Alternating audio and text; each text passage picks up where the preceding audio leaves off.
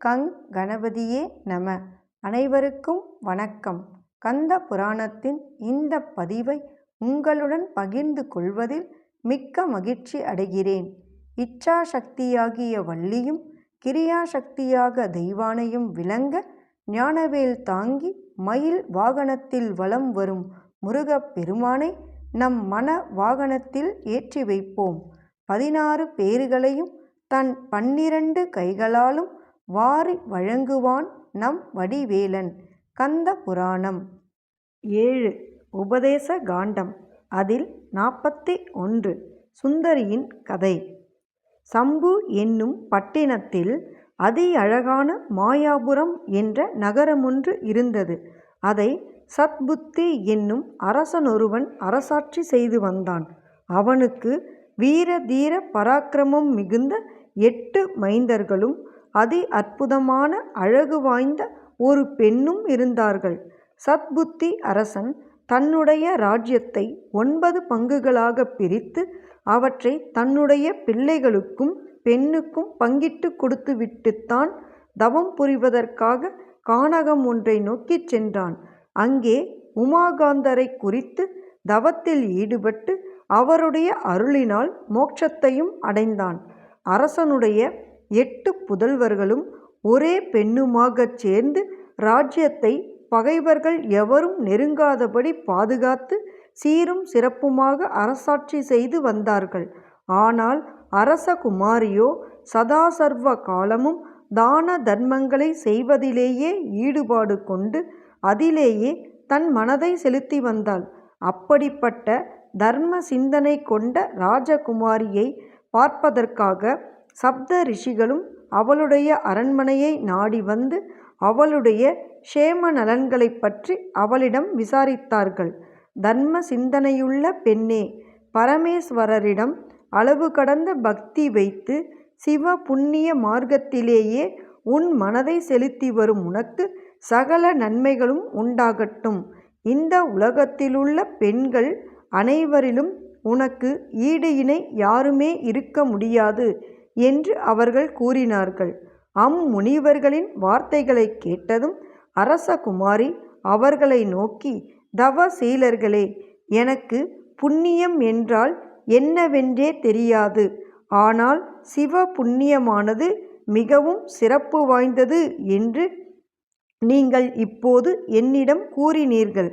அத்தகைய சிறப்புமிக்க சிவ புண்ணியத்தை எந்த மகாத்மாக்கள் செய்து மோட்சத்தை அடைந்திருக்கிறார்கள் என்பதை பற்றியும் தெரிந்து கொள்வதற்கு நான் மிகவும் ஆசை உள்ளவளாக இருக்கிறேன் என்று வேண்டிக் கொண்டாள்.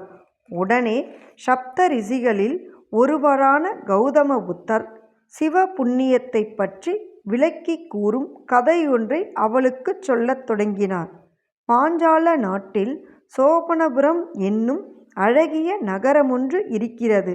அந்த நகரத்தில் மாதவர் என்னும் பிரசக்தி வாய்ந்த அந்தம உத்தமர் ஒருவர் இருந்தார். அவருக்கு சுந்தரி என்னும் ஒரு பெண் பிறந்தாள். அவள் அதி அற்புத அழகு லாவண்யம் வாய்ந்தவள்.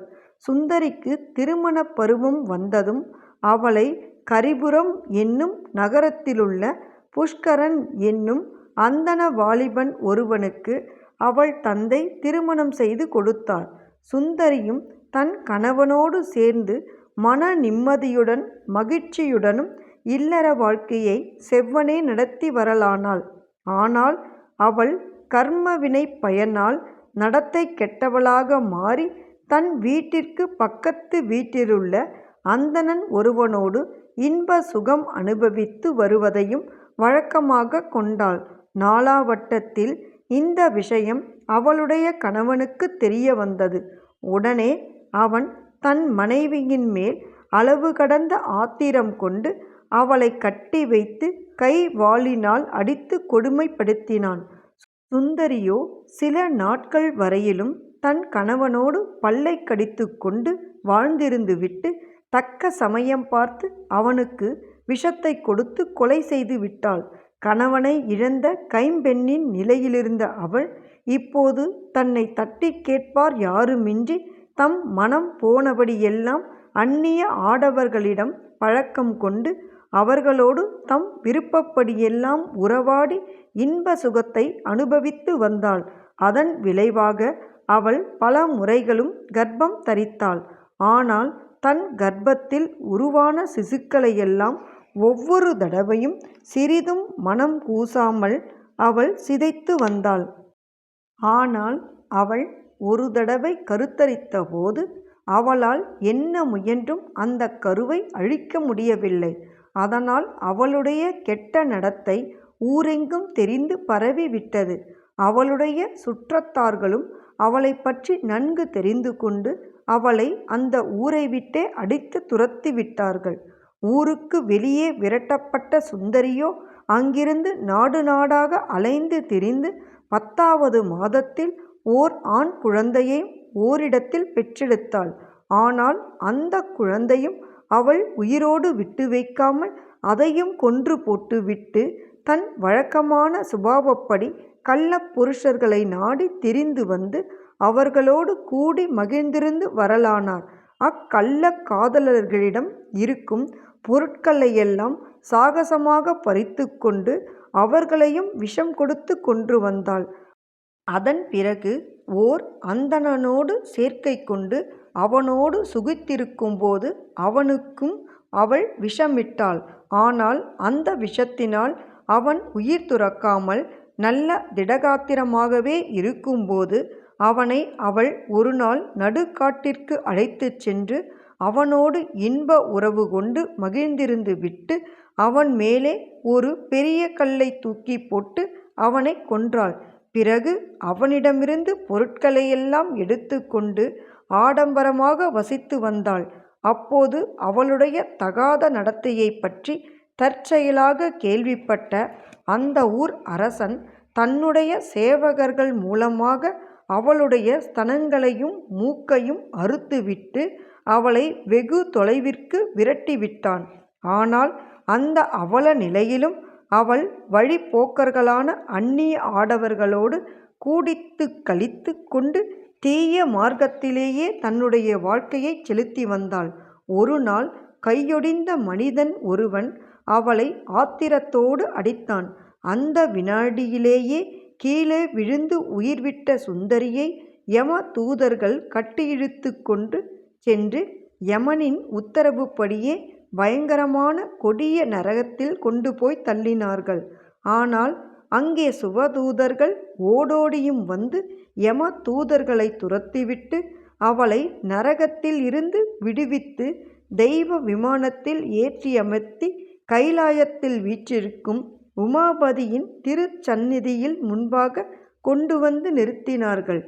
அப்போது உமாதேவியின் தோழிகள் அனைவரும் அவளை வணங்கி துதித்தார்கள்.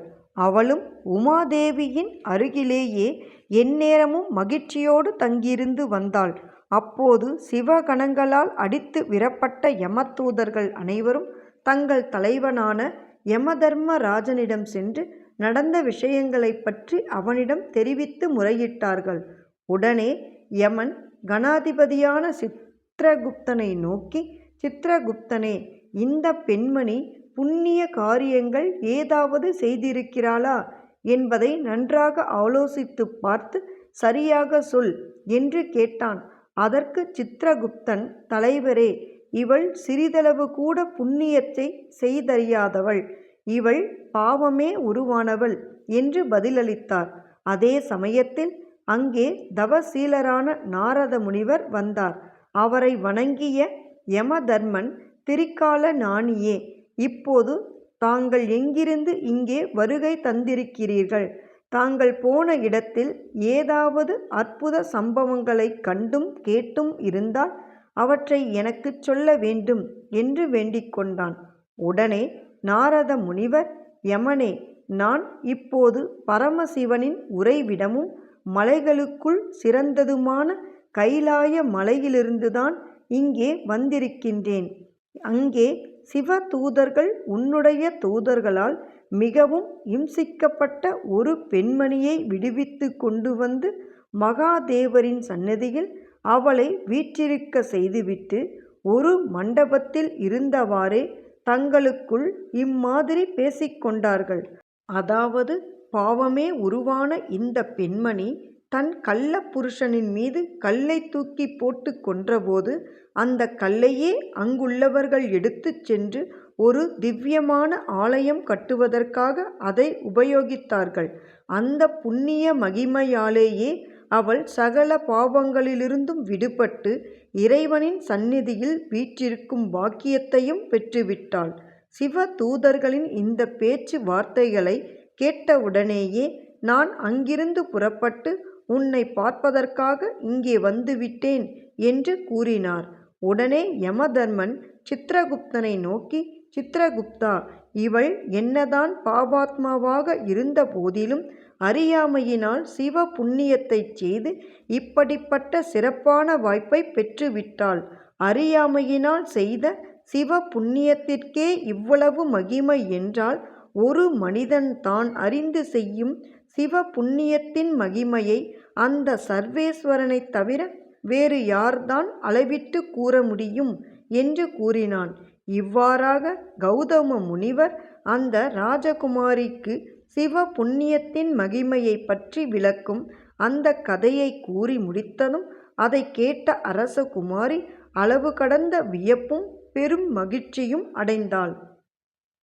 எண்ணிய பொருளை அருளச் செய்யும் கந்த புராணத்தை காதலுடன் இப்புவியில் படிப்போர், கேட்போர், நினைப்போர் யாவரும் பசு, பத்தினி, உறவினர், புத்திரன் ஆகிய அனைவரோடும் ஆனந்த வாழ்வை வாழ்ந்து இந்திரனைப் போல தலைமைத்துவமும் இன்பமும் மிக்க வாழ்வையும் வாழ்ந்து இறுதியில் பரமானந்த நிலையாகிய சிவபத பேரும் பெறுவர். வேலும் மயிலும் சேவலும் துணை. கந்த புராணத்தின் தொடர்ச்சியை தொடர்ந்து கேட்க நமது ஆர்கேஎன் காலம் சேனலை சப்ஸ்கிரைப் செய்து பெல் ஐகானையும் கிளிக் செய்யுங்க. இந்த பதிவினை நமது ஆன்மீக அன்பர்கள் அனைவருக்கும் மற்றும் புராணங்களை கேட்க விரும்புபவர்களுக்கும் ஷேர் செய்யுங்க. பிடித்திருந்தா மறக்காம லைக் பண்ணுங்க, கமெண்ட் பண்ணுங்க. தொடர்ந்து கேட்பவர்கள் அனைவருக்கும் எனது மனமார்ந்த நன்றி. நாளையும் வருவான் நமது வடிவேலன்.